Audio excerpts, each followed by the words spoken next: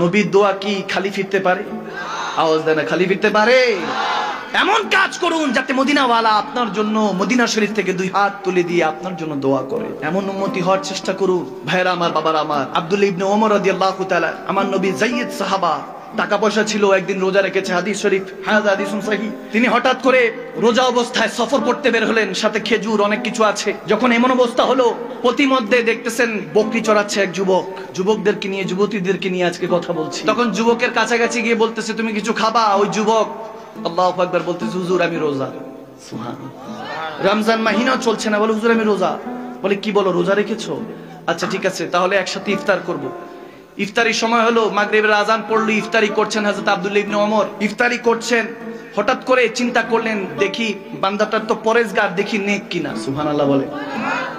পরেজগার আর নেককার দুটো আলাদা বিষয়। পরেজগার হলো সে যে আল্লাহ তাবারক ওয়া তাআলার হুকুম অনুযায়ী আমল করে, নেক বান্দা সে যে গুনাহ থেকে নিজেকে হেফাজত করে। সুবহানাল্লাহ। দেখি নেক কিনা। বকরি চড়াচ্ছে, হঠাৎ করে হযরত আব্দুল্লাহ ইবনে ওমর রাদিয়াল্লাহু তাআলা বলতেছেন, এই যুবক, এখানে যত বকরি আছে একটা বকরি আমার কাছে বিক্রি করে দাও। বলতেছে, হুজুর এটার মালিক অন্য কেউ, আমি শুধু রাখাল, এগুলো শুধু চড়াই।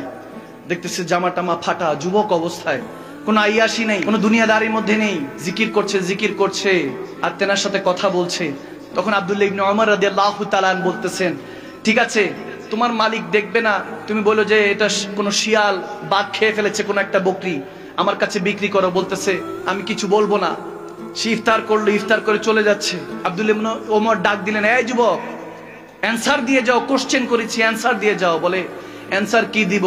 আমি তো রাখাল মানুষ, বকরিগুলি চড়াই, এই জিনিসগুলির দায়িত্ব আমার কাছে দেওয়া হয়েছে, আমি কেয়ারটেকার। যিনি এখানে মালিক হয়তোবা তিনি জানেন না, কিন্তু একজন তো জানে, তিনি কে? আওয়াজ জানা, তিনি কে? তেনার কাছে তো হিসাব দিতে হবে আমাকে রোজ হাসরে। তখন কি বলবো?